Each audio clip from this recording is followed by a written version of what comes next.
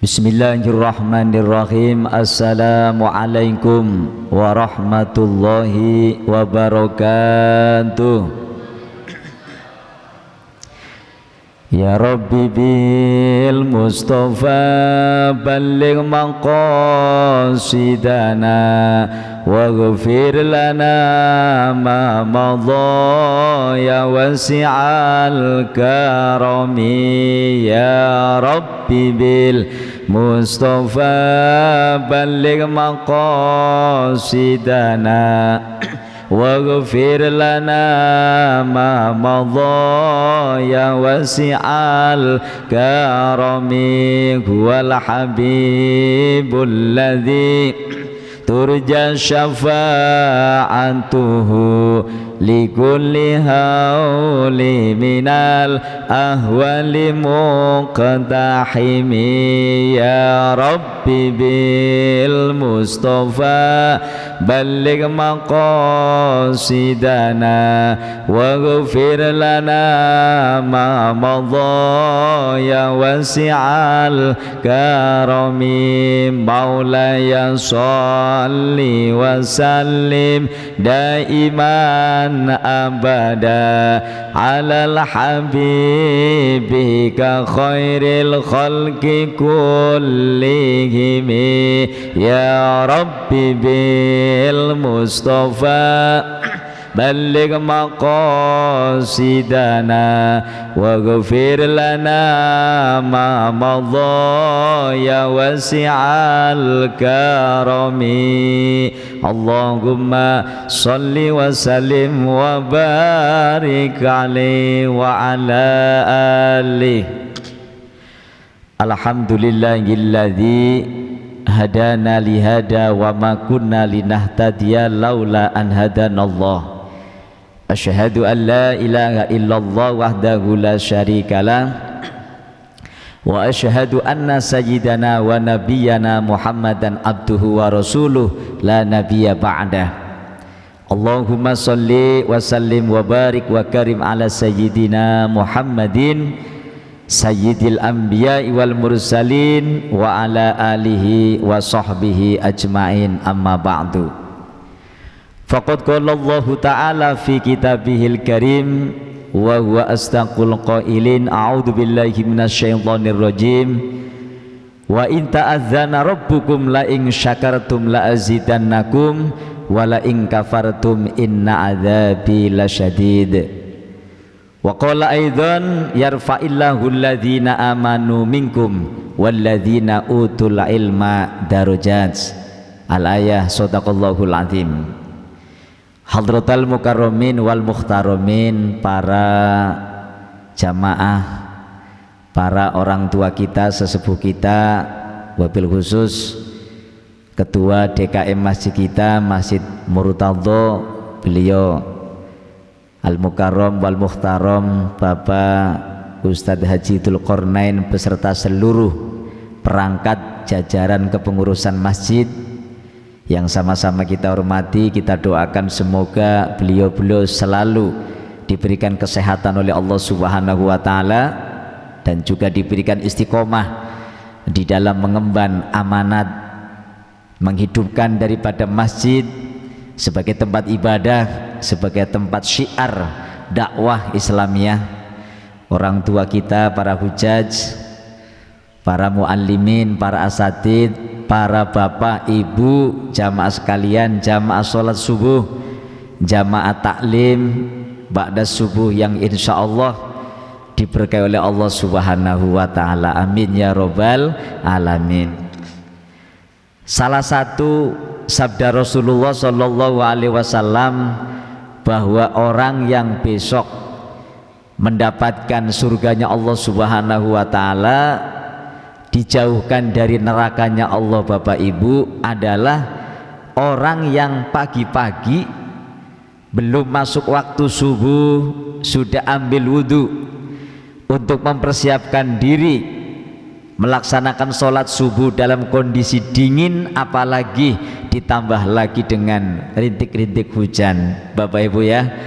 Nah ini insya Allah kita semuanya tergolong orang-orang yang besok di yaumil akhirah mendapatkan hadiah yang istimewa, mendapatkan jannatun naim, surganya Allah Subhanahu wa taala. Amin ya rabbal alamin. Sholawat dan salam mudah-mudahan tetap tersanjungkan kepada baginda Nabi kita, Nabi besar Muhammad sallallahu alaihi wasallam, Nabi yang sudah menuntun umatnya, memberikan petunjuk kepada umatnya minal dzulumati lan nur. 1 abad setengah yang lalu, ya 1500 tahun yang lalu, Rasulullah menyampaikan risalahnya, Bapak Ibu, menyampaikan ajaran Islam demi keselamatan umatnya. Alhamdulillah pada saat ini kita sebagai umat beliau masih istiqomah untuk menjalankan ajaran-ajarannya. Mudah-mudahan kita semuanya akan diaku sebagai umat beliau, ya, mendapatkan syafaatnya besok di yaumul qiyamah. Amin ya rabbal alamin. Tak terasa ternyata beberapa hari lagi kita sudah memasuki tahun baru ya Bapak Ibu. Mudah-mudahan kita semuanya diberikan panjang umur, diberikan sehat, dan tentunya memasuki tahun baru bukan malah kita berhura-hura memperbanyak jalan-jalan yang tidak ada gunanya. Kalau ada gunanya nggak apa-apa, ada manfaatnya. Tapi kalau di akhir tahun memasuki tahun baru ini, tahun Masehi ya Bapak Ibu, kita memperbanyak introspeksi diri. Sejauh mana kurang lebih 1 tahun di tahun 2022 ini ibadah kita seperti apa, maksiat kita, kesalahan kita, kelalaian kita terhadap Allah Subhanahu wa taala seperti apa, ini perlu kita renungkan ya Bapak Ibu. Nah, mudah-mudahan kita termasuk orang yang selalu bisa meningkatkan diri, meningkat dan meningkat di dalam ibadahnya, bertambah hari, bertambah bulan, bertambah tahun, ibadah kita, kualitas kita, kedekatan kita kepada Allah Subhanahu wa taala melalui ilmu kita ya semakin meningkat, bukan nambah turun. Nah, untuk mengecas iman kita ini ya satu-satunya metode adalah melalui tholabul ilmi, Bu, Pak. Jadi orang itu memang harus ngaji, harus taklim, harus belajar, karena manusia itu punya lupa, punya salah dengan disibukkan berbagai macam aktivitas pekerjaan, sehingga menjauhkan diri kita dari masjid, menjauhkan diri kita dari Allah Subhanahu wa taala. Tetapi ketika kita punya rutinitas tholabul ilmi, taklim, maka insya Allah ibarat HP ini ya selalu sepaneng, selalu penuh setrumnya, selalu penuh kuotanya ya Bapak Ibu. Nah, jadi hubungan kita dengan Allah, sinyalnya ini selalu stabil. Amin ya rabbal alamin. Hadirin Bapak Ibu yang dirahmati Allah Subhanahu wa taala, 3 minggu yang lalu saya memberi kajian atau ngaji kitab fikih yang sumbernya ada Fathul Qorib, ada kitab yang lain, masih kitab fikih Madzhab Syafi'i, At-Taqriyat As-Sadidah. Ini dikarang oleh seorang ulama, yaitu Madzhab Syafi'i, diantaranya adalah Imam Hasan bin Ahmad bin Muhammad bin Salim Al-Kaf, ditulis oleh Syekh Zain bin Ibrahim bin Zain bin Smith.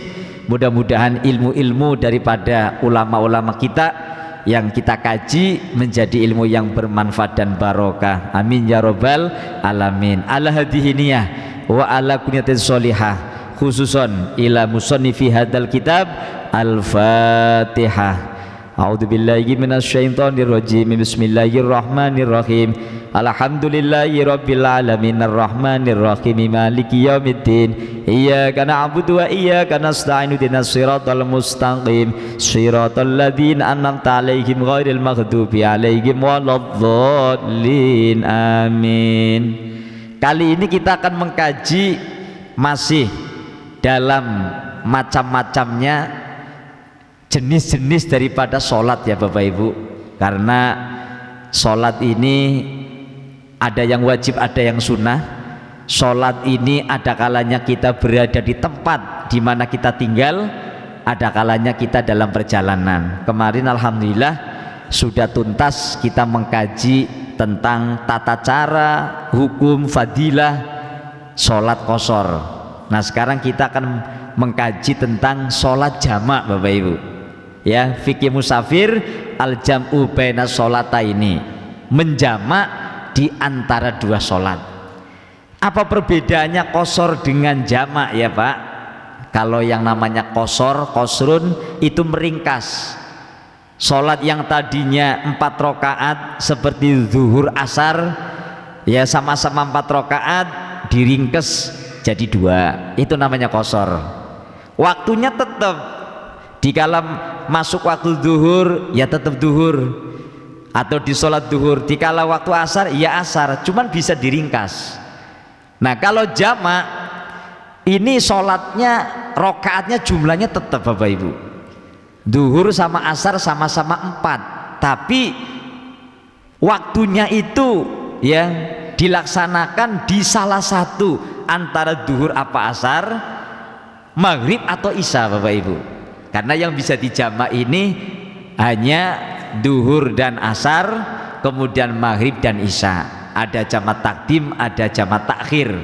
Nah di sini kita cukup runut, cukup lengkap hal-hal yang berkaitan dengan sholat jamak.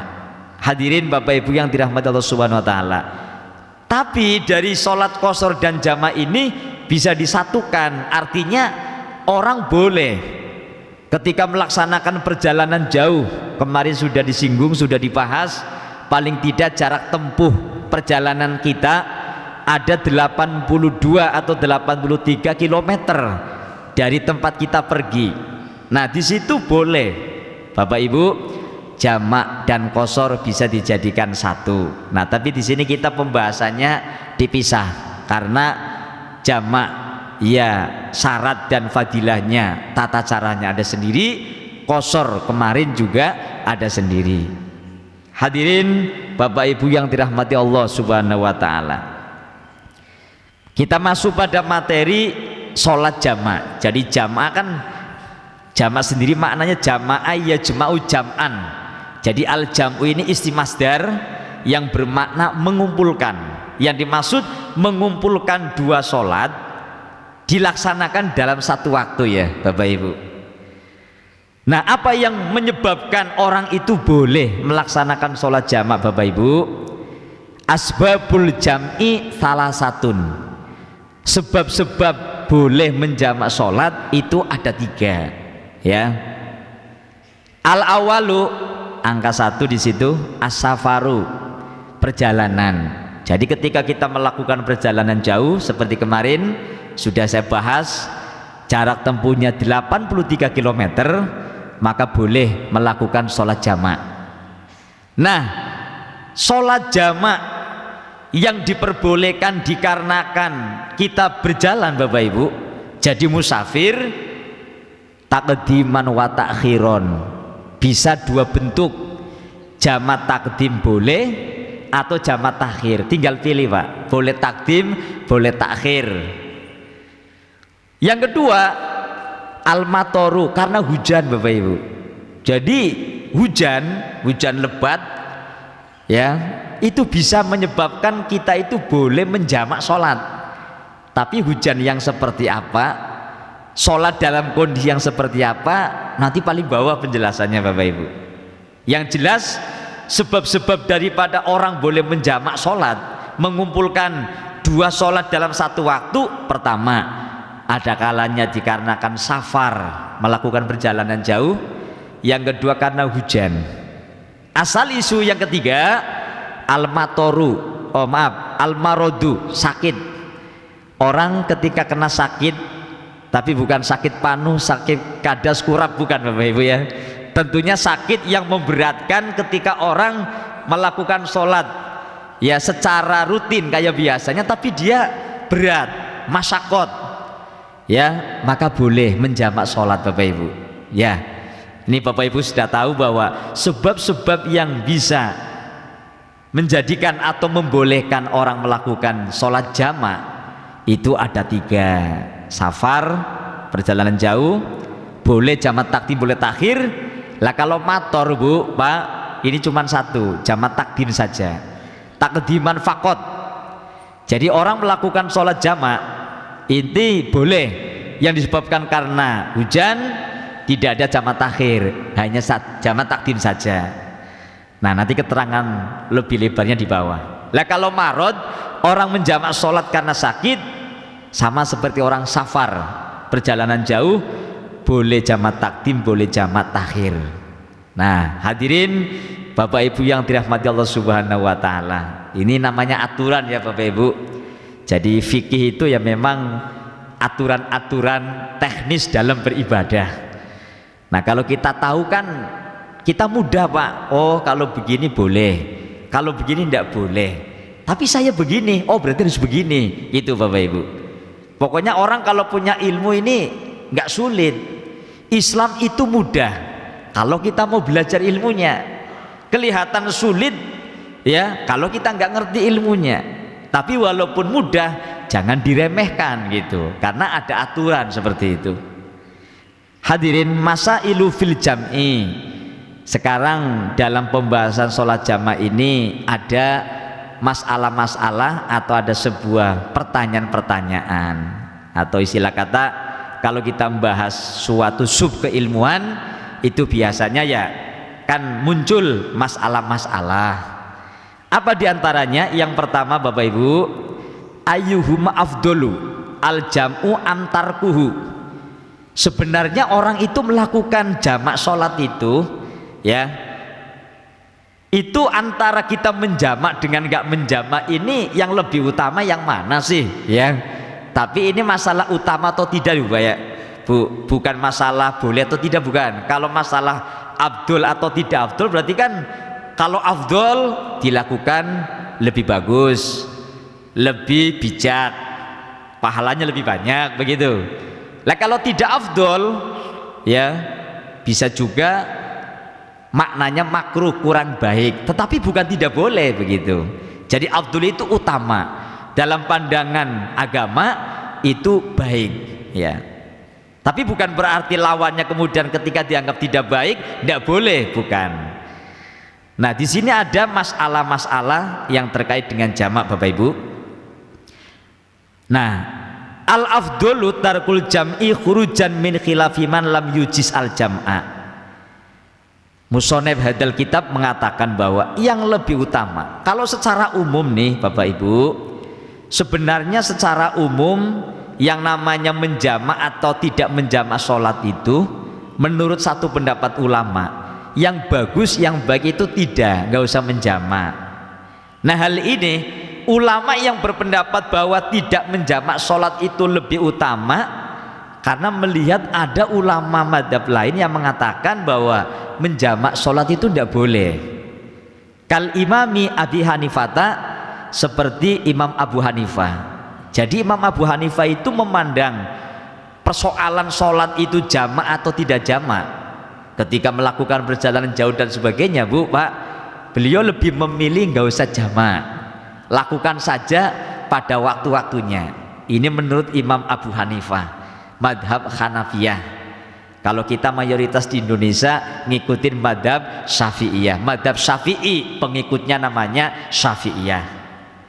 Tapi walaupun Imam Abu Hanifah tidak membolehkan menjamak sholat Bapak Ibu, illa fi arba'i halatin, kecuali pada 4 persoalan. Fal jam'u afdolu, melakukan sholat jamak di situ lebih utama gitu. Jadi ada sholat jamak yang dianggap ketika dilakukan itu lebih utama Bapak Ibu. Apa saja? Ini ada 4. Yang pertama fil haji fi yaumi arafata fayajma'ud duhra ma'lasi takdiman. Yang pertama ketika orang melakukan ibadah haji Bapak Ibu, di sana kan ketika hari Arafah, Arafah itu kan tanggal 9, dari maktab atau hotel menuju padang Arafah kan jauh Bapak Ibu ya. Yang sudah haji insya Allah sudah bisa membayangkan yang belum haji ya kita bayangkan seolah-olah sudah gitu Bapak Ibu. Jadi ketika orang mau melakukan wukuf di Arafah kan tempatnya itu lebar, luas, tidak ada pepohonan. Walaupun sekarang sudah tumbuh ada pepohonan, ya sumbangan dari Indonesia malah pohonnya Bapak Ibu. Lah perjalanan dari maktab, perjalanan dari hotel menuju ke Padang Arafah kan cukup jauh, biasanya pagi sampai siang ya. Maka ketika jamaah haji menjamak duhur dengan asar, karena tahu bahwa nanti kita takutnya duhur itu kehabisan waktu, sehingga begitu sampai ke tempat wukuf sudah masuk waktu asar, maka kita boleh atau lebih utama jamak takdim sebelum berangkat wukuf, ya berarti berangkatnya mungkin jam-jam 11 ya, maaf bukan jam 11, memang sudah masuk waktu duhur ya, duhur. Nanti takutnya kalau jalan karena jauh, apalagi mungkin di sana berdesakan dan sebagainya, kalau sudah sampai tempatnya sehingga nggak sempat duhurnya habis, sholat duhur dulu.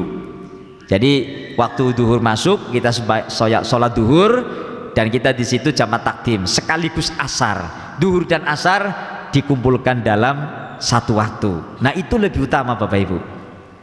Kemudian lanjut, wa fi Muzdalifata fa yajma'ul maghriba ma'al isya'i takhiron. Ketika mau menuju yang namanya Muzdalifah, ya Muzdalifah itu juga suatu tempat yang memang didatangi oleh jamaah haji. Di sana kita berhenti sebentar. Nah kemudian di situ boleh, karena rata-rata perjalanannya malam ya, ketika di waktu maghrib ini kita nggak sempat sholat, maka kita ambil jamak takhirnya, dilakukan pada saat waktu isya sudah masuk.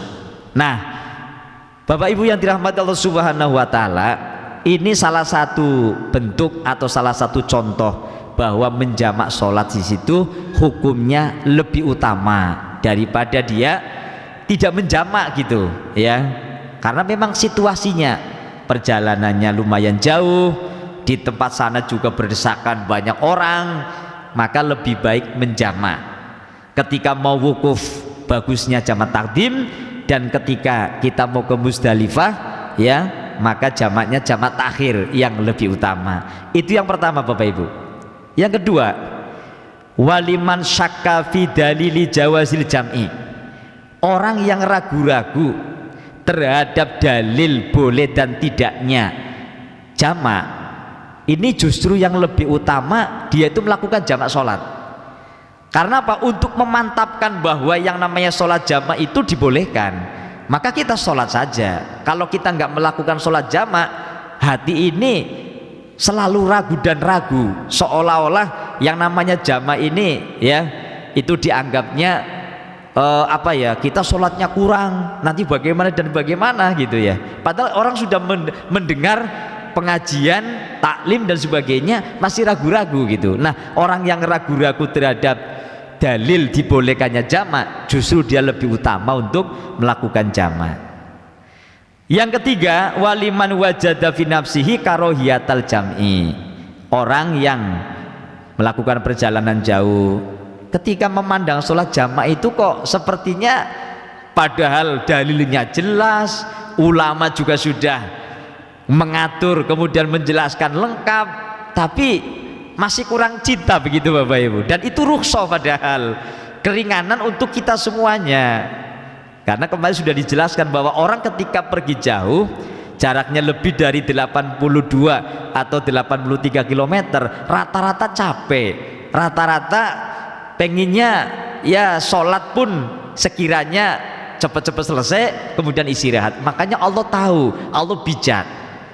Nah ketika orang masih memandang sholat jamak itu merasa kurang suka dan sebagainya, karena padahal ini adalah syariat, bagi dia itu justru afdol utama untuk melakukan sholat jamak.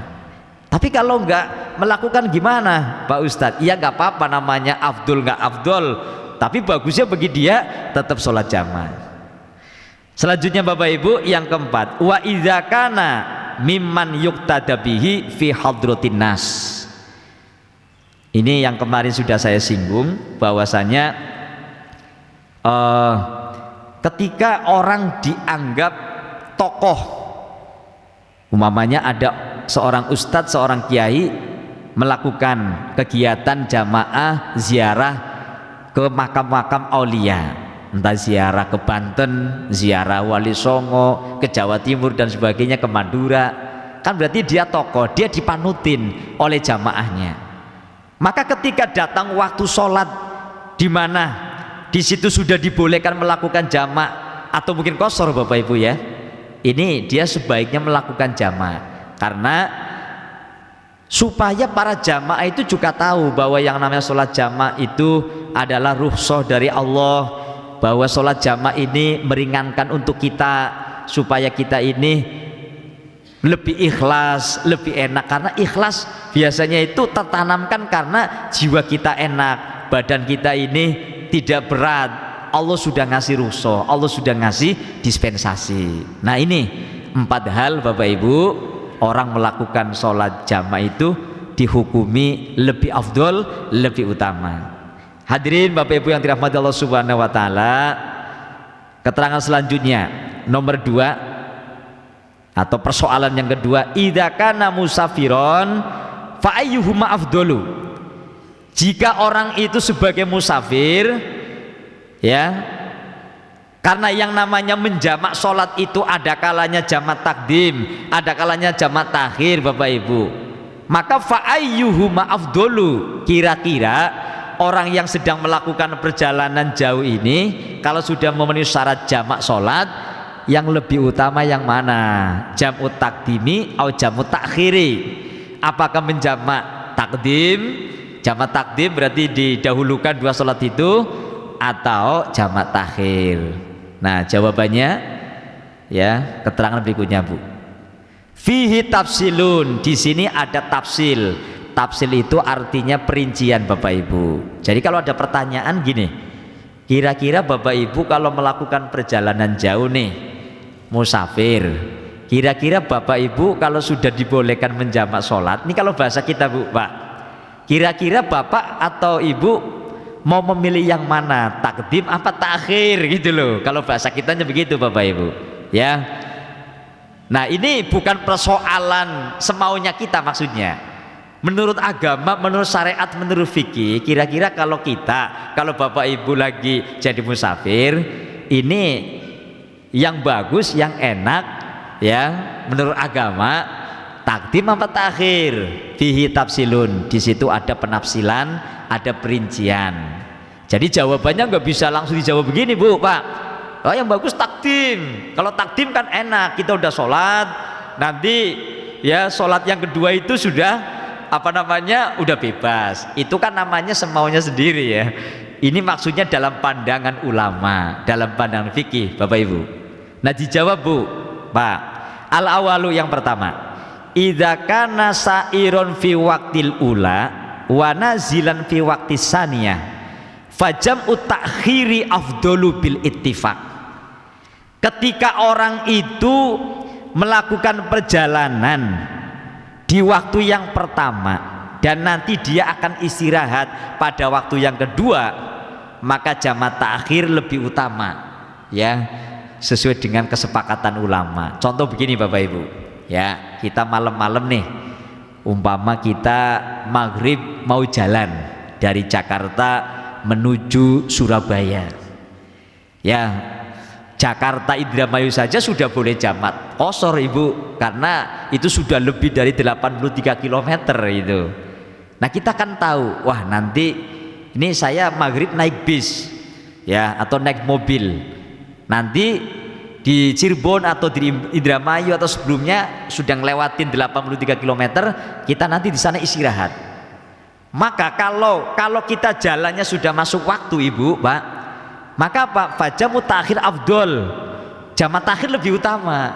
Jadi udah kita sholatnya di sana saja, itu lebih utama kata ulama Bu, kalau kita jalannya sudah masuk waktu gitu ya. Idza kana sa'iron fi waqtil ula, ya. Waktu ula berarti maghrib, waktu saniyah isya. Nah kalau siang, waktu ula, waktu pertama zuhur, waktu saniyah asar gitu. Umpama jalannya siang ya boleh, sudah masuk waktu jam 12 kan masuk waktu zuhur ya Bapak Ibu ya, kita jalan, sudah mau jalan, kita sholat susah, nggak mungkin, tapi nanti ya jam asar ini kita istirahat, ternyata asal kita perjalanannya jauh ya sudah, nanti kita di waktu yang kedua saja, kita jamak takhir, itu lebih utama Bapak Ibu. Ini yang pertama ya, jawabannya begitu. Kalau kita melakukan perjalanan jauh yang boleh jamak, di mana awal kita jalan di waktu yang pertama zuhur atau maghrib ya, dan nanti pada saat kita istirahat itu adanya di waktu kedua pada saat istirahat, maka yang bagus ambil jamak takhir. Nah nanti kebawahnya akan diterangin pada saat waktu pertama berlangsung Bapak Ibu, kita niat kayak gitu. Lanjut Bapak Ibu. Yang kedua, asani idza kana nazilan fi waqtil ula wasairon fi waqti saniyah fajamun afdolu bil ittifaq. Kita melakukan perjalanan 2-3 hari itu Bu. Nah dalam kondisi kita jadi musafir, kita mau jalan ke perjalanan jauh, yang sering-sering ziarah Wali Songo biasanya Bapak Ibu. Kalau Wali Songo, Jakarta, Madura, Surabaya, Gresik dan sebagainya, itu ditempuh bisa 5 hari 6 hari biasanya. Nah di sana kan kita boleh menjamak sholat, mengqashar sholat gitu Ibu ya. Nah niatnya seperti apa? Saya ingatkan dulu, nanti ada bab niatnya ada. Cuma redaksi niatnya di sini tidak ada. Cuma nanti saya sebutin. Nah jadi untuk yang kedua Bu, Pak, kita dalam kondisi lagi jadi musafir. Nah waktu yang pertama ini kita sudah istirahat nih, lah kita mau jalan lagi ya. Umpama contoh ketika di waktu zuhur kita ziarah di makam salah satu wali, nah tapi nanti kita akan melakukan perjalanan lagi ya, zuhur sama asar, wah udah kita di waktu awal aja.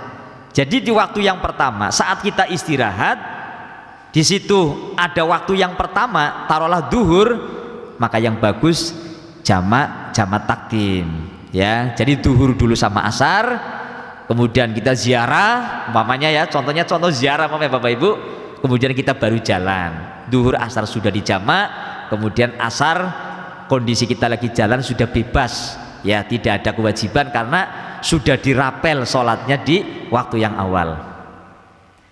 Nah niatnya begini Bu, kalau zuhur sama asar kita jamak ya, usolli fardhu duhri ya, ini umpama tanpa qashar Bu, karena kan jamak sama qashar bisa digabungin. Usolli fardhu duhri arba'a raka'atin ya, arba'a raka'atin majmu'an bil asri jam'at takdimin lillahi ta'ala ya. Nanti insya Allah saya lupa ini nggak bawa catatan-catatannya, tapi Bapak Ibu bisa cari sekarang mah gampang, di buku-buku tuntunan sholat ada ya Bapak Ibu. Jadi usolli fardhu duhri, saya niat sembahyang, niat sholat duhur arba rokaatin 4 rakaat. Ini yang nggak pakai qashar lu ya Bapak Ibu. Majmu'an bil asri jam'at takdimin ya, majmu'an bil asri jam'at takdimin lillahi ta'ala. Kalau bahasa kitanya, saya niat sholat zuhur 4 rakaat dijamak dengan sholat asar dengan jamak takdim karena Allah Ta'ala. Itu diniatkan pada saat kita takbir Bapak Ibu. Allah, makanya benar-benar dipelajari. Lah kalau dengan bahasa Arab itu terlalu panjang, ya sudah kita pakai bahasa kita sendiri dalam hati. Kalau bahasa kitanya kan begini, saya niat sholat duhur ya dijamak takdim dengan asar karena Allah, udah cukup. Redaksi bahasa Arabnya usolli fardhu duhri arba'a raka'atin majmu'an bil asri jam'at takdimin fardhu lillahi ta'ala. Wah lumayan panjang Bapak Ibu. Itu disebutin pada waktu kita mau takbir, karena kan niat adanya di hati Bapak Ibu ya. Mahallun niat fi sholah fil qalbi.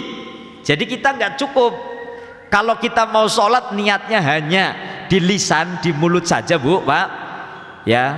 tadi sudah ngucapin usolli fardhu dan sebagainya, baru takbir Allah, hatinya kosong, itu secara fikih, secara hukum syariat tidak sah Bapak Ibu, karena niat tempatnya di hati. Kalau lisan hanya untuk membantu supaya kita ini ingat, mudah mengingat-ingat dalam hati. Nah, baik, itu yang kedua ya Bapak Ibu. Yang ketiga, ini kan lagi menjawab bagaimana ketika kamu melakukan perjalanan jauh dan mau menjamak sholat, takdim apa takhir? Ya kita lihat dulu kondisinya begitu. Gak bisa dijawab langsung takdim atau takhir, gak bisa. Ini kita bahasa jamak ya Bu. Nah Pak Ustadz, kalau memang sekalian qashar bagaimana? Ya tinggal dirubah, usolli fardhu dhuhri ya rakaataini. Duhur kan biasanya 4, karena kita mau qashar, jamak dan qashar, berarti dirubah redaksinya Bapak Ibu, redaksi niatnya, usolli fardhu dhuhri rakaataini majmu'an bil asri jam'at taqdimin qasron lillahi ta'ala. Bahasa kitanya, saya niat sholat duhur 2 rakaat dijamak dengan asar, jamak takdim ya qashar sekalian karena Allah. Itu bahasa kitanya Bapak Ibu ya. Nah jadi apa namanya, kalau susah dengan bahasa Arabnya ya pakai bahasa Indonesia nggak apa-apa, bahasa kita. Syukur-syukur tetap menggunakan bahasa apa namanya, bahasa Arab, karena itu lebih afdol. Bapak Ibu yang dimuliakan Allah Subhanahu wa taala, yang ketiga Bu, wa idza kana nazilan fi waqtihima aw sa'iron fi waqtihima fa fihi khilafun inda Ibnu Hajarin jam'u taqdimi afdalu li anna fihi bara'atun lidzimmah. Lah kalau umpamanya kedua-duanya ini ya, maksudnya jamak itu orang mau jalan ya, artinya begini, di waktu pertama duhur contohnya ya memang sudah waktu istirahat, nanti di waktu kedua asarnya juga istirahat ya, atau sebaliknya pada saat kita ini lagi mau jalan waktu duhur sudah tiba, dan nanti sekiranya di waktu kedua asar ya juga dalam kondisi masih jalan, bagaimana nih yang dipilih, apa jamak takdim apa jamak takhir? Di sini fafihi khilafun inda Ibnu Hajarin, menurut Imam Ibnu Hajar ada khilaf, ada perbedaan pendapat. Ada mengatakan jam'u takdimi afdolu, yang namanya jamak takdim ini lebih utama. Jadi mama kita ini sudah istirahat di waktu duhur, dan nanti di waktu asar juga sama istirahat, ya silakan saja, tapi kata Imam Ibnu Hajar yang lebih utama adalah jamak takdim. Kenapa?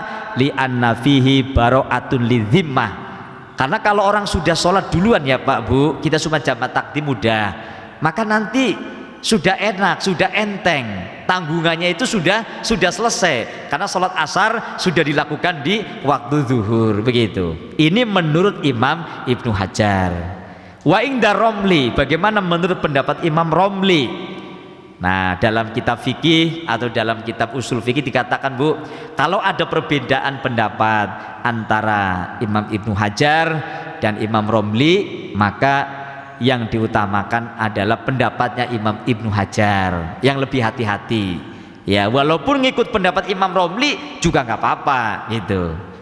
Seperti orang ibu-ibu lagi haid Bu ya, haid mengalami daur itu pengulangan kejadian yang sama. Ibu bulan pertama nih Januari ya, haidnya ini apa namanya, kemudian terjadi istihadhah. Nah kemudian tahu, oh ini istihadhah, kemarin kita tidak sholat, berarti pada saat saya nggak keluar darah ya harus diqadha. Bulan berikutnya kejadiannya sama, maka bulan kedua itu seorang wanita bisa, menurut Imam Nawawi ya, dengan belajar bulan yang pertama, maka ketika darah berhenti ya langsung sholat saja, kayak gitu Bapak Ibu. Nah itu namanya daur, dalam bab haid itu ada. Jadi orang melakukan sebuah ibadah tetapi harus mencontek, harus melihat kejadian yang sebelumnya seperti itu. Baik. Nah, ketika Imam Ibnu Hajar dan Imam Romli terjadi perbedaan pendapat, ya kata para ulama, dahulukan pendapatnya Imam Ibnu Hajar yang lebih hati-hati. Walaupun ini pembahasan persoalan afdol atau tidak afdol. Nah, kalau menurut Imam Romli, jamu takhir afdolu, jamak takhir lebih utama.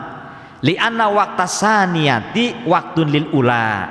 Karena waktu yang kedua adalah waktu bagi sholat yang pertama. Ini kan menurut beliau. Jadi yang ketiga, kesimpulannya Bapak Ibu, tadi ya, orang mau jalan ya, tapi waktunya sudah datang dan memang itu waktu-waktu senggang, waktu santai kayak gitu.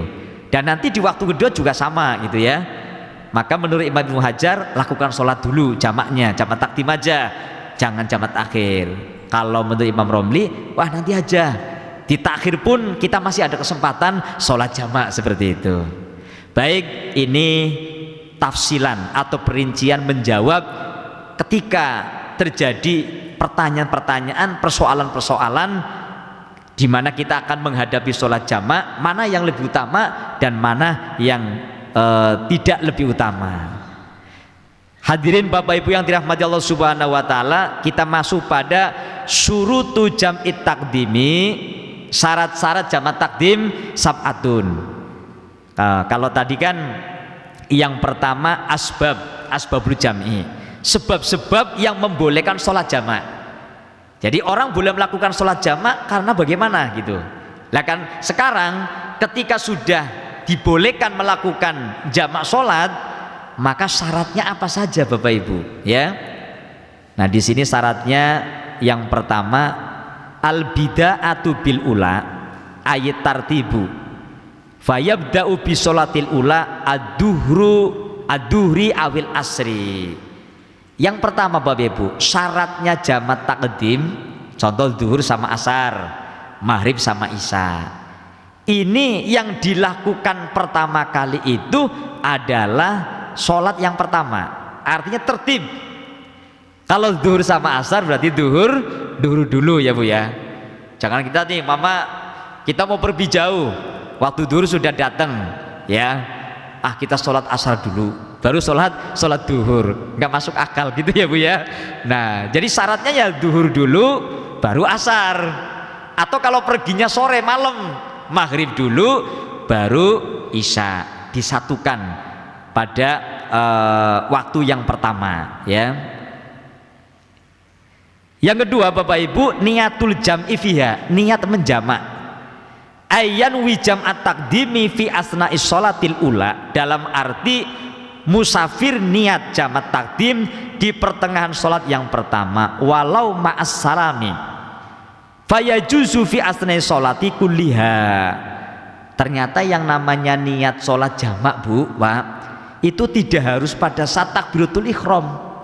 Ini dalilnya ada, ibaratnya ulama, niat menjamak di dalam sholat yang pertama ketika jamak takdim di tengah-tengah sholat, berarti intinya sudah masuk waktu sholat, sudah takbir ya.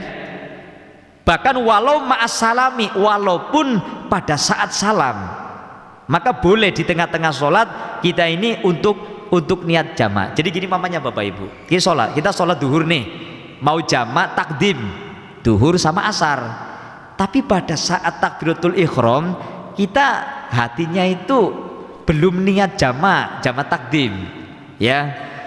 Ini contoh mamanya, usolli fardhu duhri arba'a raka'atin mustaqbil kiblati adaan lillahi ta'ala, Allahu akbar, baru niat sholat duhur 4 rakaat. Nah itu kan waktu duhur Bapak Ibu. Begitu sudah baca Fatihah ingat, waduh ini kan kita mau jalan jauh, nanti jangan-jangan sholat asarnya nggak keburu. Begitu bapak atau ibu lagi baca Fatihah, baca surat atau apa, niat saja ya, sambil sholat hatinya niat, saya niat sholat duhur dijamak dengan sholat asar dengan jamak takdim, itu sah. Begitu ibu bapak duhur selesai nyambung kemudian melakukan sholat asar. Nih yang kedua itu Bu ya. Jadi tidak harus di takbiratul ihram saja, Cuman kan umumnya kan kita di awal barangkali lupa. Ternyata boleh juga ketika di takbiratul ihram kita lupa niat menjamak sholat di tengah-tengah sholat, bahkan pada saat ya salam, yang penting sholat belum selesai, boleh-boleh saja kita niat menjamak sholat. Hadirin yang ke berikutnya ya. Oh, ini ada sambungannya.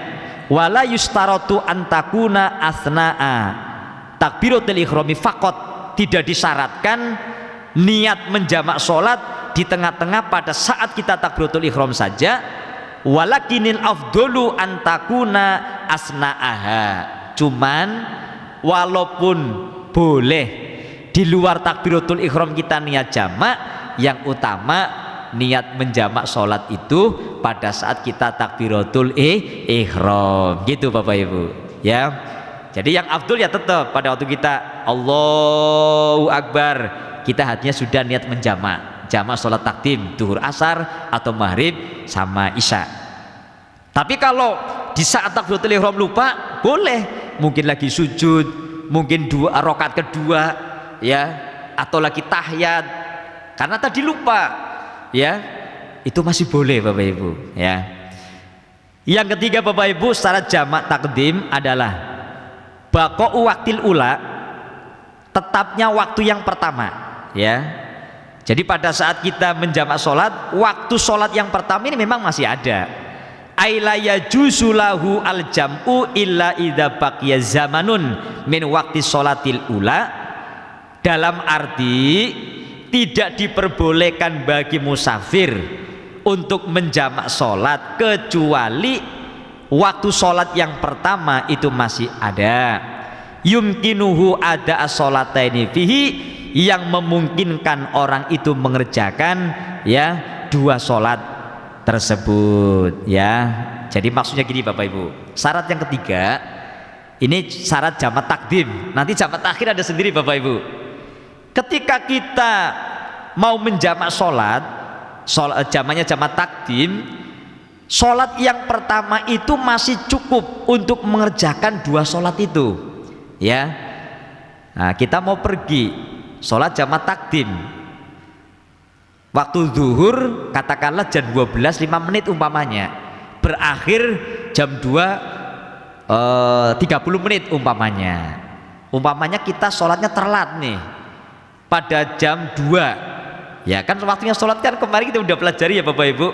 Maaf, soalnya ada orang ini orang awam sekali ya, mungkin belum pernah ngaji atau belum pernah tanya, Pak Ustadz itu kan orang udah pada sholat di masjid, udah pada sholat apa itu di musola pada jamaah habis azan, udah pada selesai, berarti waktu sudah habis dong, saya nggak bisa sholat. Oh bukan begitu Bu, Pak. Saya pernah Bu, Pak, menjumpai orang yang nggak ngerti waktunya sholat, dikira pada saat orang-orang pada rame-rame jamaah di masjid di musola, kemudian udah selesai, habis itu udah waktunya habis, nggak boleh sholat lagi. Nah makanya kita kemarin belajar waktu sholat. Waktu sholat duhur itu dari mulai matahari ya tergelincir sedikit doyong ke arah barat sampai matahari itu bayangannya, ketika kita menggunakan ukuran entah penggaris entah kayu, maka bayangannya itu akan melebihi ujung kayu itu, ujung ukuran itu. Nah karena sekarang sudah modern, maka pemerintah melalui Departemen Agama bikin jadwal waktu sholat, ya kan Bapak Ibu.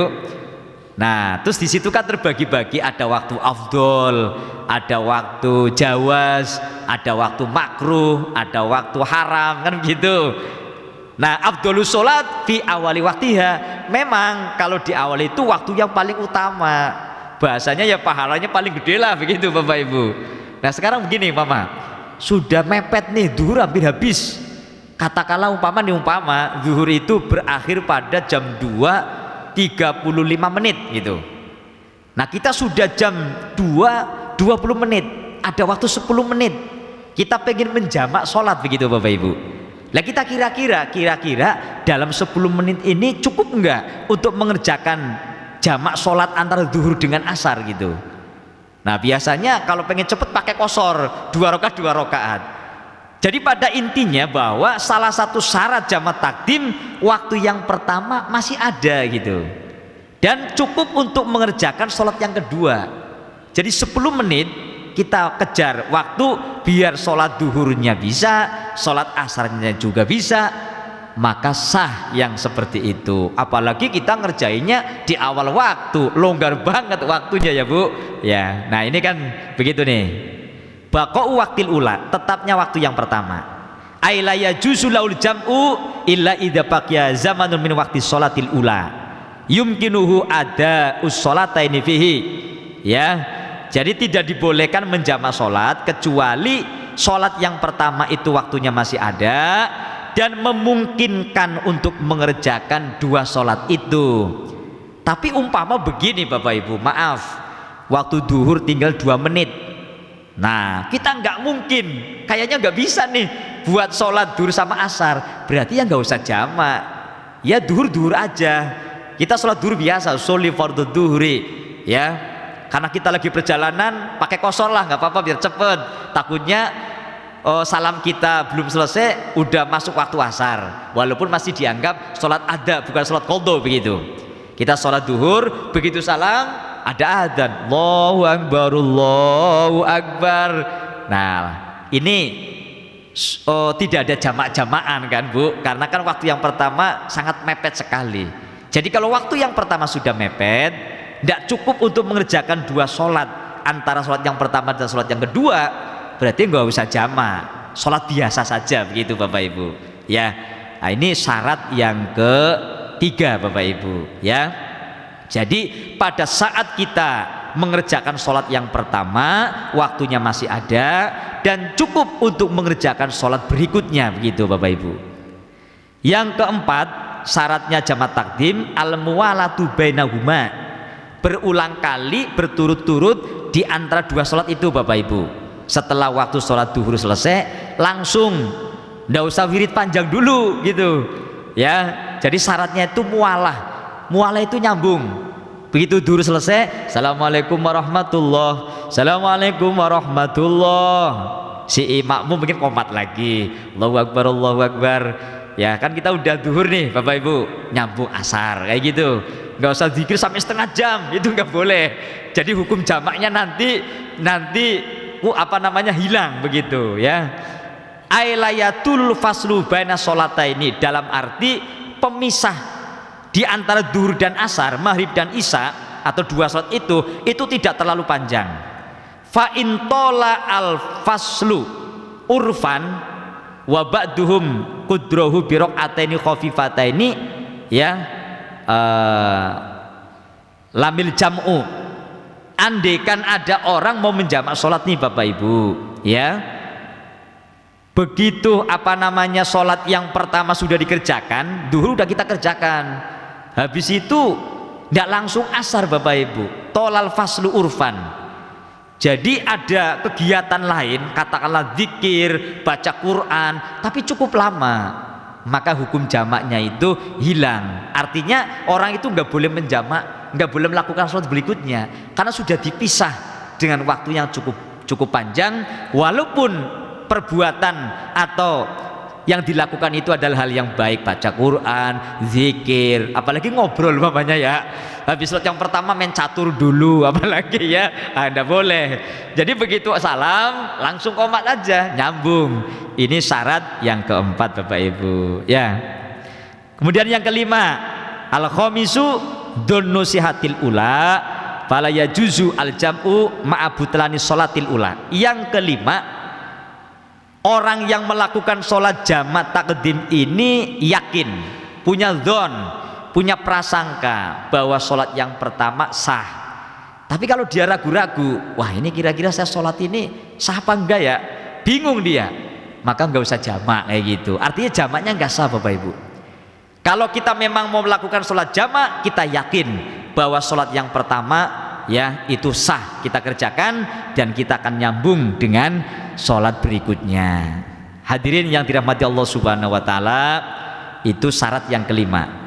Masuk syarat yang keenam Bapak Ibu, dawamul udhri ila tamamil ikhrami bisaniyah, berlanjutnya udzur itu bukan udzur orang datang bulan haid kayak ibu-ibu, bukan. Udzur itu secara bahasa maknanya ya penghalang, sesuatu yang repot, yang menjadikan orang ibadah itu akhirnya boleh jamak, boleh qashar, itu namanya udzur. Udzur itu bahasa Arab artinya ya ada halangan lah kayak gitu. Nah halangan itu enggak harus darah khed ya. Dawamul udri ila tamamil ikhrami bisania. Pada saat kita melakukan sholat jamak ibu bapak, maka udzur yang menjadikan kita boleh jamak itu apa bapak ibu? Kan safar, ya kan? Kenapa bapak ibu boleh menjamak sholat? Ya karena saya safar. Berarti pada saat saya sholat jamak itu safarnya memang masih berlangsung. Bukan dalam arti kata ibu sudah mukim ya 3 hari, habis itu hari yang keempat jamak lagi, tidak boleh kayak gitu. Atau ibu jalan-jalan kemana, ziarah kemana, begitu udah sampai kampungnya ibu jamak lagi, tidak boleh. Jadi jamak itu memang kita masih dalam situasi melakukan bepergian. Kan tadi elat yang pertama, udzur yang pertama orang boleh menjamak sholat karena safar, jalan. Atau tadi yang kedua mator, hujan. Atau yang ketiga sakit, memang dia masih sakit berat, boleh dia jamak kayak gitu. Nah ini kita contohkan yang safar ya bapak ibu. Jadi antara sholat yang pertama dengan sholat yang kedua nantinya itu memang kita masih dalam rangka perjalanan. Ayastamiru safaruhu, ya safaruhu udrohu ila nihayati takbiratul ikhrami lis sholati as-saniyah. Jadi perjalanan orang tersebut sebagai udzur, sebagai alasan boleh menjamak sholat masih berlangsung minimal sampai takbiratul ihramnya sholat yang kedua kayak gitu. Jadi ini bisa kayak begini bapak ibu. Ini saya lanjut redaksinya. Falawin koto asafaruhu qabla dzalika fala yajuzu lahu al jam'u. Maka jika perjalanan orang itu sudah terputus, sudah habis sebelum dia melakukan sholat jamak, maka nggak boleh jamak. Bal yusolli asaniya fi waktiha, akan tetapi dia melakukan sholat yang kedua pada waktunya. Nah jadi gini, umpama nih bapak ibu bapak perjalanan jauh mau pulang, ibu rumahnya di Tanjung Barat. Tanjung Barat itu batasnya dari katakanlah mungkin pertigaan yang mau ke Condet sini Tanjung Barat, berarti di Pasar Rebo itu bukan Tanjung Barat. Nah ibu perjalanan jauh belum sholat duhur dan asar ya. Nah maka boleh ibu itu di Pasar Rebo atau mungkin di Cijantung melakukan jamak takhir bapak ibu ya. Karena apa? Belum masuk kampung kita ya gitu. Tapi kalau sudah masuk ke kampung tempat tinggalnya berarti nggak boleh. Ibu langsung sholat yang kedua asar sebagai sholat adaan, dan duhurnya itu masuknya qadha. Makanya kita kalau mau jamak atau qashar dalam kondisi perjalanan harus tahu jalan bapak ibu. Ini kira-kira sampai di sini waktu apa ya? Kita sampai di sini udah sampai kampung kita belum kayak gitu. Nah disitulah kenapa kita harus ngelmu, kenapa kita harus belajar. Karena kan kita nggak mesti di rumah terus kan gitu bapak ibu ya. Mungkin kadang-kadang ke Sumatera, ke Kalimantan, ke luar negeri, atau mungkin keluar daerah, luar kota.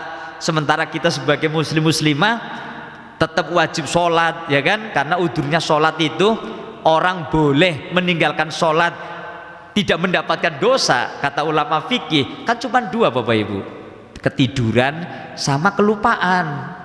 Jadi ada orang pada saat waktu sholat datang tapi dia nggak dapat dosa karena meninggalkan sholat pada waktunya, nggak dapat dosa karena ketiduran. Orang bener-bener terlelap, capek, ada orang adzan nggak denger, bangun-bangun sudah mau maghrib, asarnya kebablasan, nggak dosa kalau nggak ada yang bangunin, kalau kupingnya nggak denger adzan. Tapi kalau pura-pura denger nggak boleh gitu ya bapak ibu. Nah itu meninggalkan sholatnya itu tidak dosa, tapi tetap wajib qadha gitu. Nah qadhanya lebih cepat, lebih bagus ya, bahkan wajib. Sunnah cepet ya. Terus yang kedua karena kelupaan, bapak ibu saking sibuknya, saking repotnya, masyghul sampai lupa sholat. Tapi memang nggak disengaja bapak ibu. Maka pada saat waktu sholat datang kita lupa sholat karena saking sibuknya, tapi sibuk yang positif. Kalau sibuk yang negatif ya tetap dapat dosa Bapak Ibu. Contoh, ya ada laki-laki ya main apa itu catur tapi pakai duit, jadi kayak semacam apa itu ya totoan gitu. Atau mungkin dia melakukan sesuatu yang memang negatif, yang maksiat, sampai melakukan sholat, maksiatnya ya dapat dosa, meninggalkan sholatnya juga sama dapat dosa. Tapi contoh Bapak Ibu zikir, ya saking senangnya zikir, saking mahabbahnya baca Quran, sampai ada orang adzan itu karena hatinya sudah terbawa ke alam langit, sehingga Bapak Ibu itu nggak sadar bahwa ini sudah masuk waktu sholat, lupa ya, ternyata asar udah habis. Nah kalau yang dikerjakan hal yang positif, zikir, baca Quran, atau mungkin hal-hal yang positif yang lain yang tidak melanggar agama, ya itu meninggalkannya tidak terkena dosa, tetapi tetap wajib kodo. Kodonya tetap wajib Bapak Ibu, bukan berarti ninggalin gak dapat dosa aja kemudian gak sholat kayak gitu ya. Hadirin Bapak Ibu yang dirahmati Allah Subhanahu wa taala. Nah yang ketujuh nih, syarat jamaah takdim Bapak Ibu, ala ilmu bijawazil jam'i. Orang melakukan sholat jamaah harus ngerti ilmunya Bapak Ibu. Makanya kalau kita umpama mau melakukan sesuatu belum ngerti ilmunya, ya sudahlah ikut ustadz, ikut kiai, ikut ulama ya, karena memang ibadah harus pakai ilmu ya. Kata kitab Zubat, Imam Ibn Ruslan mengatakan ya, jadi setiap amal yang kita kerjakan tanpa ilmu mardudatun latubalu, amal itu ditolak, tidak diterima.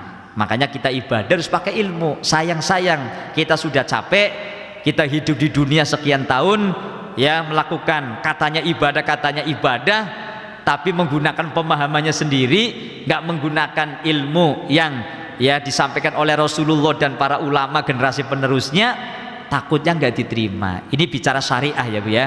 Nah syariat, kalau bicara hakikat kan beda lagi, wilayahnya sudah beda.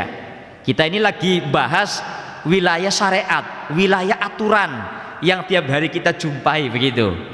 Sebab kalau sudah wilayahnya hakikat kan urusannya hati, ya kan Bu. Contoh begini Bu, kita sholat ya sudah memenuhi syarat dan rukunnya, pakaiannya sudah menutup aurat, terus waktunya tepat, tempatnya suci, segala macam rukun syarat sudah terpenuhi, hatinya itu ria Bapak Ibu, pengen dipuji orang, pengen dipuji mertua gitu ya, pengen dipuji tetangga. Secara syariat sholatnya sah, artinya sudah menggugurkan kewajiban. Tapi apakah sholat ini akan membuahkan pahala, membuahkan ridho Allah? Ya belum, karena hati kita bukan karena Allah begitu. Nah ini wilayahnya kajiannya sudah hakikat tasawuf begitu. Nah kita kajiannya adalah kajian wilayah syariat, tapi yang namanya ikhlas kan perlu dipaksa dulu Bapak Ibu ya. Ikhlas itu memang begitu Bapak Ibu. Jadi mama kita punya harta banyak, rasanya kita sayang kalau kita sedekah, infak, zakat, harus dipaksa. Kalau sedikit demi sedikit bertambah dan bertambah, lama-lama ikhlas. Timbul ikhlasnya begini, ya ngapain ya kita harta banyak, manusia umur terbatas, mati pun kita nggak bawa harta, paling rame-rame diwariskan sama ahli waris. Iya kalau ahli warisnya soleh, orang yang ngerti cara membagi warisnya. Kadang-kadang mayat belum dikubur sudah berantem gara-gara warisan umpamanya ya Bapak Ibu ya. Ya sudahlah, pada saat kita masih hidup ada harta, gunakan sebaik-baiknya. Anak-anak kita kasih, tapi untuk kita sendiri, karena ibadah itu urusan pribadi Bapak Ibu ya. Maka malah kadang-kadang yang namanya anak istri itu bisa menjadi aduwwum mubin ya. Kepala rumah tangga, seorang anak seorang istri bisa menjadi musuh di akhirat gara-gara dia nggak bisa ngatur anak dan istri. Nah makanya harus pakai ilmu. Kita ngaji dan ngaji, insya Allah mudah-mudahan ibadah kita ya diterima Allah Subhanahu wa ta'ala. Nah yang ketujuh Bapak Ibu, al ilmu bijawazil jam'i, harus ngerti, tahu bahwa sholat jamaah itu aturannya begini, dibolehkannya begini.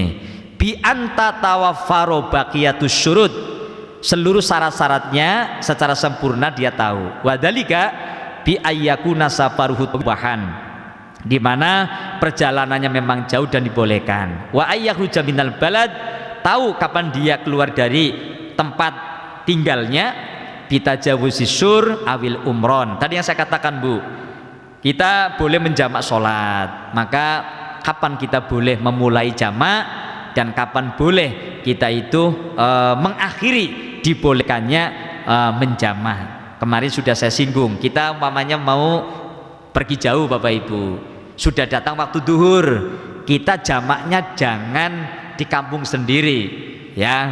Umpamanya kita mau pakai bis nih, perjalanan dari Jakarta ke Surabaya lagi lah ya contohnya, ini waktu duhur, sementara waktu kita udah seolah-olah udah dikejar-kejar, artinya harus cepet kayak gitu.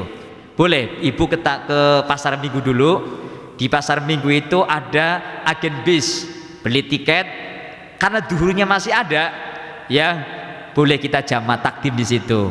Yang penting sudah keluar desanya, keluar dari sur. Sur itu batas kampung Bapak Ibu. Batas kampung biasanya ada kalanya dengan sungai, jalan raya atau gapura. Ya Bu, ternyata belajar fikih juga menuntut adanya, kita harus tahu yang namanya antropologi kedaerahan. Jadi kita tahu, oh ini batas kampung kita mana ini? Sudah keluar dari sur, batas kampung kita belum, kayak begitu. Hadirin yang dirahmati Allah Subhanahu wa taala, itu syarat-syaratnya ada 7. Kama qala sahibus Shaffah Az-Zubad. Wa syurutun niyat fil ula wa ma rattaba wal wila wa intayam mama. Masailun fi jam'it taqdim. Masih lanjut Pak Haji? Cukup dulu kali Ustaz ya. Alhamdulillah. Baik, kita kasih kesempatan pertanyaan Pak Haji. Ya. Baik Bapak Ibu, demikian tadi telah disampaikan pemaparan materi tentang sholat musafir, jamak dan qashar. Silakan jamaah Bapak Ibu yang mungkin mau bertanya, kami persilahkan dengan catatan bertanyanya sesuai materi ya. Silakan. Bapak Ibu yang mau tanya, ada yang mau tanya? Ada? Ya silakan, save mic-nya.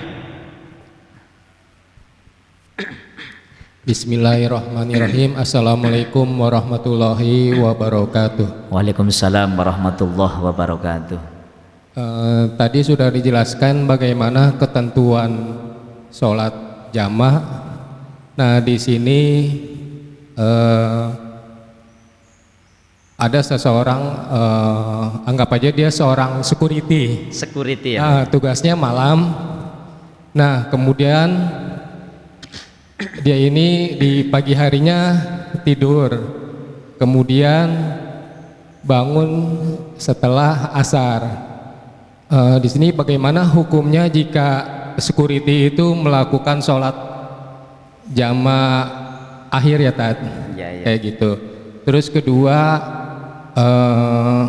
di sini ada sekelompok orang yang melakukan perjalanan jauh, namun waktu berangkatnya ini jauh sebelum waktu masuk zuhur. Nah, diperkirakan sampai di sana setelah asar. Nah, di sini untuk sekelompok orang itu tentunya harus melakukan sholat jamaah akhir juga.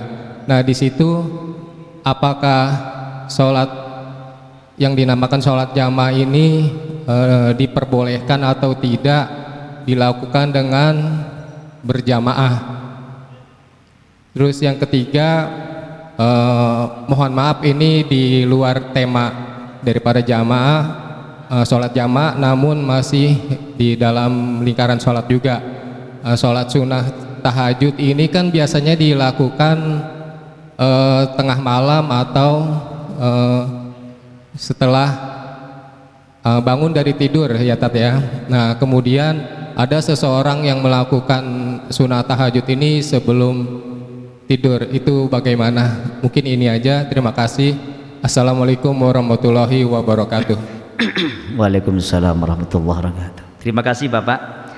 Yang pertama tadi tentang security yang meninggalkan sholat duhur karena dia kecapean tidur karena pekerjaannya ya Pak ya. Jadi udurnya sholat itu kan memang cuman dua, ketiduran kemudian sama lupa.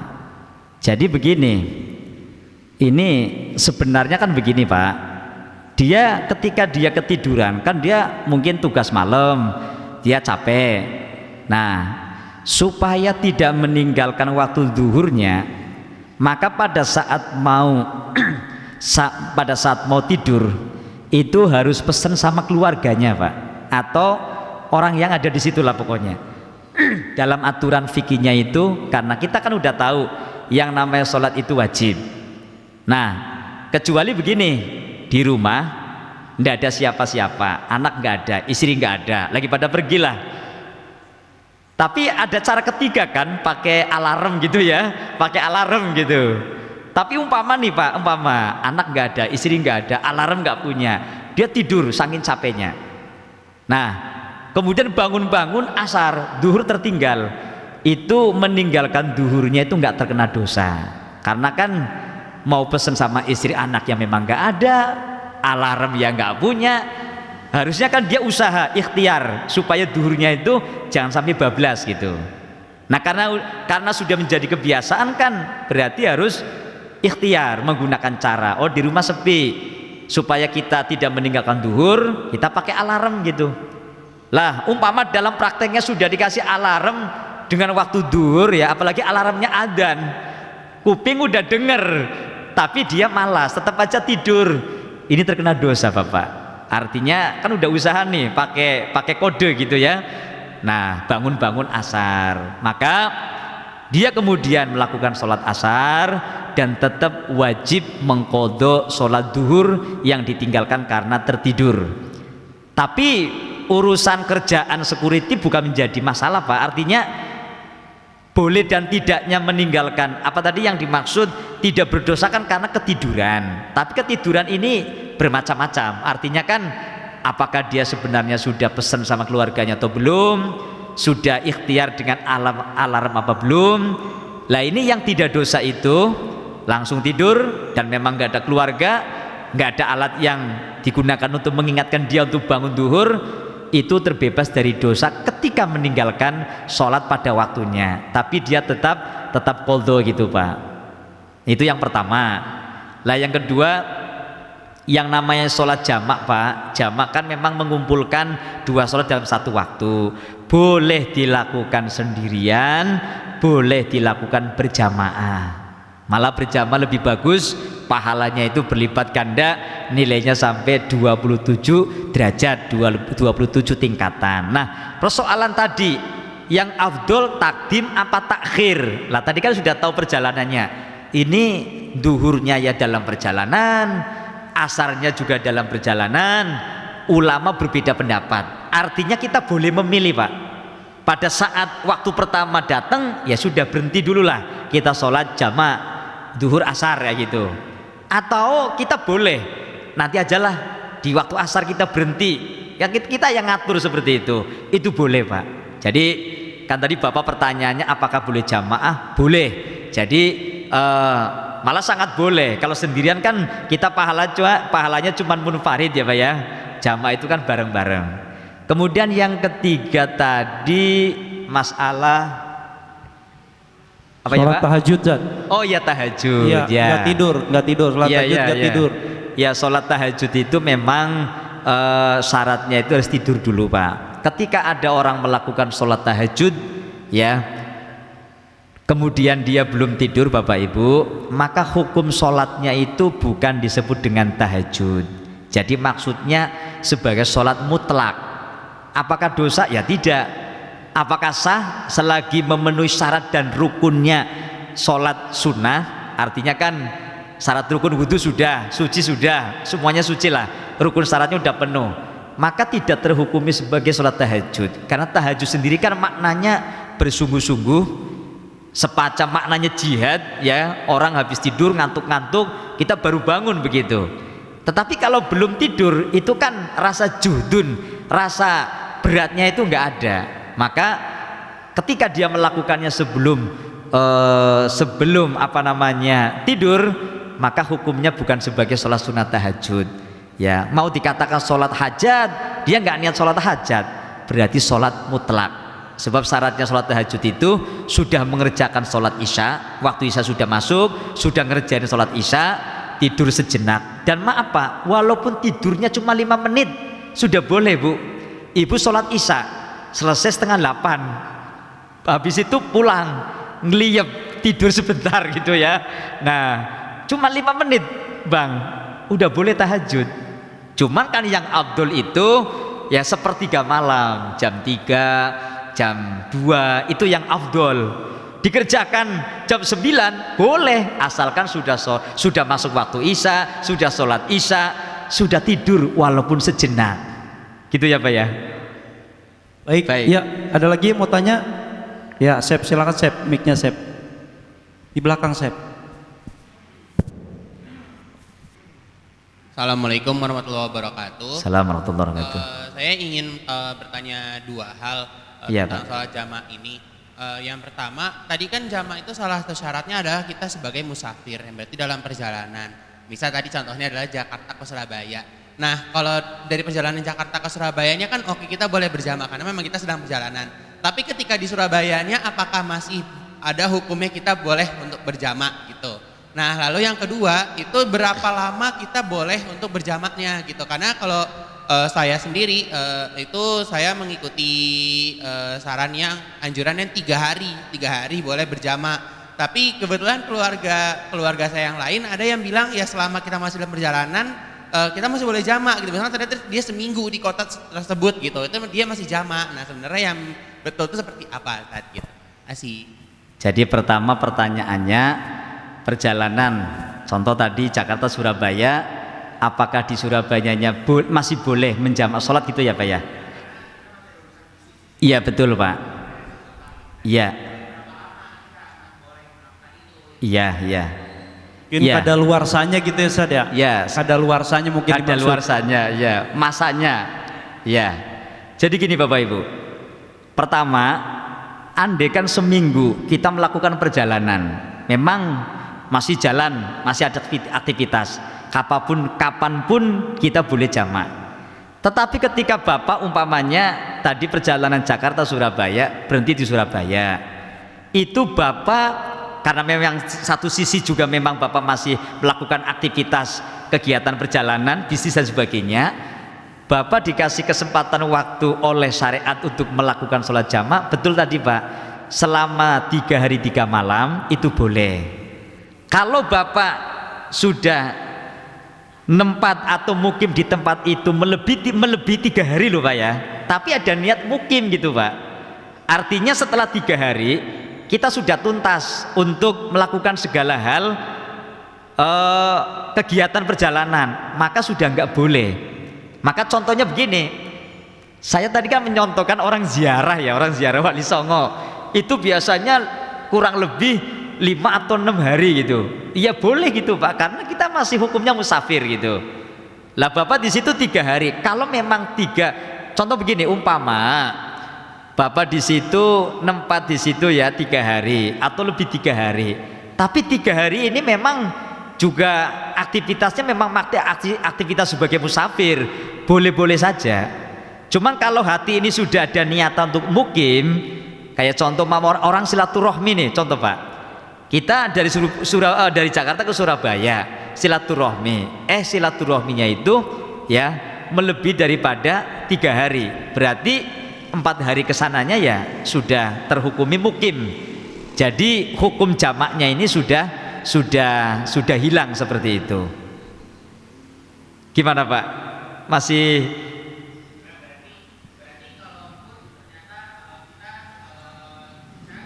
Dek, mic-nya maaf Dek, mic-nya dipegang ya.